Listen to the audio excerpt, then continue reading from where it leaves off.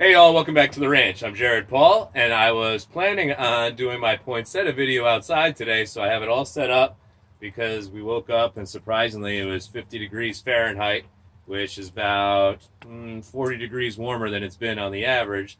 So all the snow melted. I was like, all right, I'll go outside, get some sunshine, and work on these plants out in some, you know, fine weather. Well, now the temperature seems to be dropping and it's starting to rain a little bit. So even though I'll probably make a mess, I'm going to get into these poinsettias roots, see what we're working with, and show you all what we got. That's all coming up on today's episode of Jarhead Bonsai.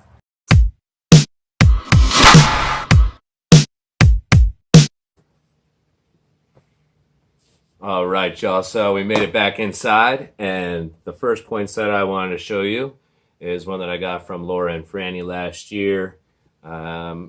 Probably Thanksgiving time frame, and this actually gets these cool little red leaves with white polka dots on them, and that's what it turns into. So the way that you're supposed to do that, and what I've read, is you put them in a closet or down in the basement in the dark for a couple of weeks before you want to display them for the holidays, and they'll turn that bright red color. So this one, it was repotted recently, I believe in the fall, and so I'm not going to take a look at that one's roots because I know that this came from a cutting, and the colors and everything were really unique, and it had a nice canopy.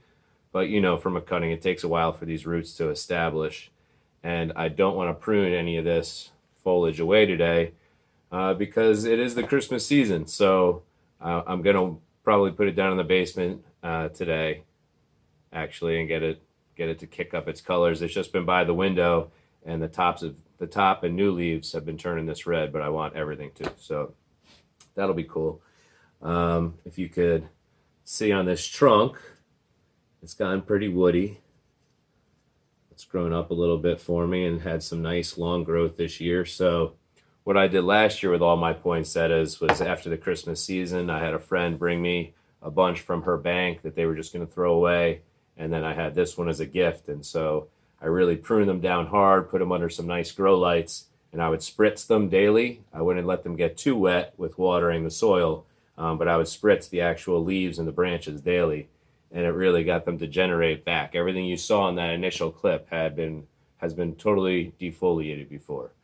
So this is all New Year's growth, but last year's poinsettia plants. So these are, I guess, second year plants. And this one is definitely in the bonsai state, well on its way. And then the other ones, I lost a few of them. So probably what I'll do is I'll just keep them full as nice house plants for the season. And then just keep the one poinsettia bonsai.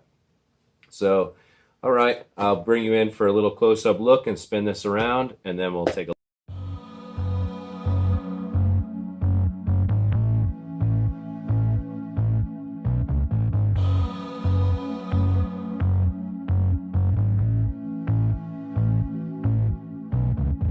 Why would you fight for love when nobody cares? When everybody wants. All right, y'all. So this grew back nice and big, this one plant, but the other two behind it actually died. And I made a judgment call, and since they were really looking rough coming from that bank, they hadn't really been watered, all the leaves were wilting and everything else. I defoliated them, and left them in that soil and just tried to add some Osmocote Plus fertilizer.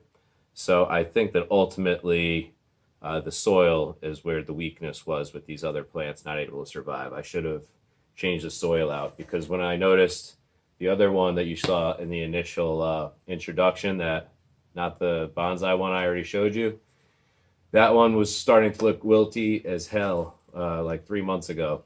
And so I quickly just changed it, put it in some good soil, heavy in perlite, added some more Osmocote Plus, and monitored it, and it grew back fully. So had I seized the day, I think on this other one, I could have saved all these plants, but now I know for the future, if you get any poinsettias from the store, they're they're probably planted in really cheap soil.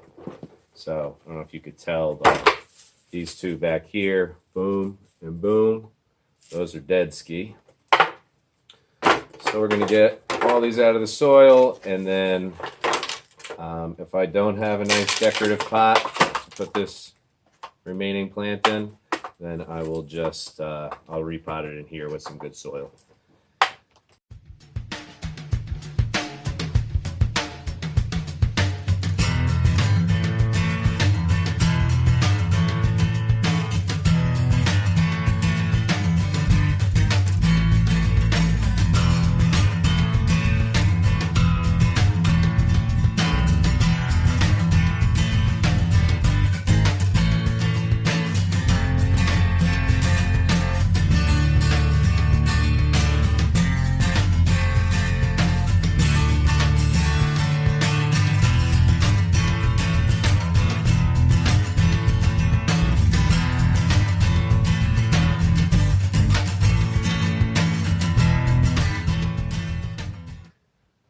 All right, my fellow bonsai people. So do you ever start a project and then before you know it, you're doing something completely different? So that's what happened with this guy.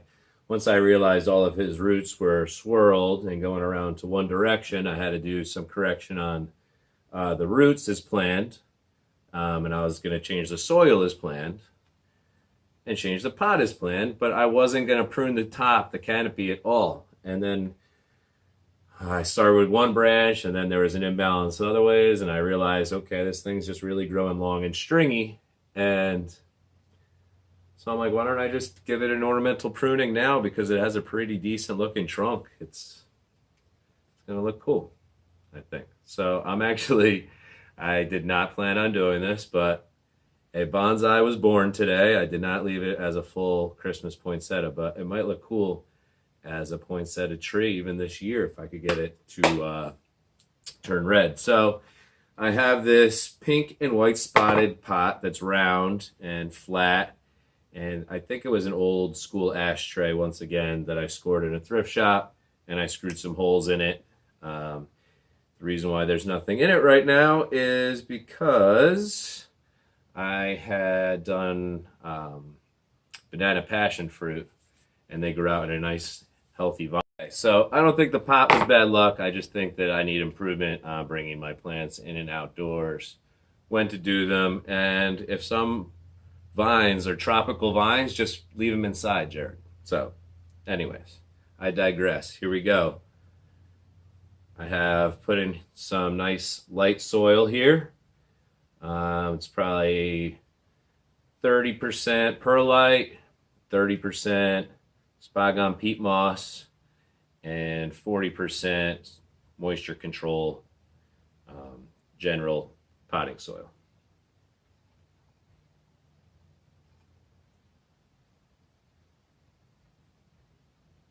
Okay, that looks good in there.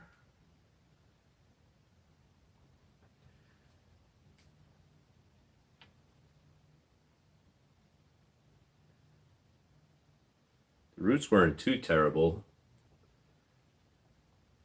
just by the nature of this tree. You know, even the older, thicker roots, because it's a plant, it's actually they're going to bend a little bit more, be a little more malleable for you without breaking. So I think I got to be able to correct them and save them for the future without having to hack them all the way down and be worried about losing this tree. Okay, but since I left a canopy, and it's such a short pot, I'm going to let's use this little kid in a bear onesie dressing up snowman. I guess that's Frosty. And then I have a nice quartz rock. That'll be good and heavy to hold those roots down. And a really, really cool metamorphic rock with some cool different shapes. Kind of close to a granite, but bigger granules. And let's get that on there too.